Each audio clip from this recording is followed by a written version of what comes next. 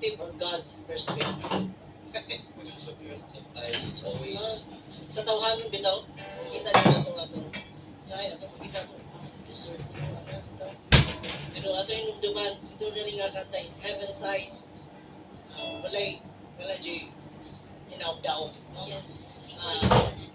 Ato paglaom nato ba nga ato ito rin yung higumaw. Sama sa pag-higumaw sa Ginoo.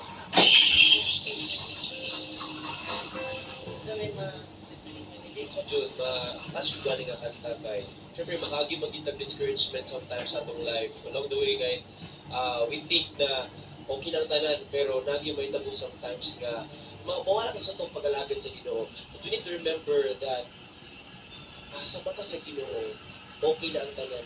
Ituloy-tuloy na may tabo para sa ito because He's preparing you for something better. And lahat ng ito, ginatag sa Ginoo para sa ato, especially ang langit na ginatag niya para sa ato. The great na gift na ginatag sa Ginoo sa ato. Ang purpose atong kinabuhi, something na naibigay sa atin ng hope despite sa mga trials dito sa earth. And that is heaven. So that's why mga kapaglaom, let us prepare ourselves for heaven. So atong next song mga kapaglaom, dili sa to sa English. Sa Bisaya na pud ta kini hisgot sa atong eternal home sa langit. So ang atong next song mga kapaglaom, sa langit ko.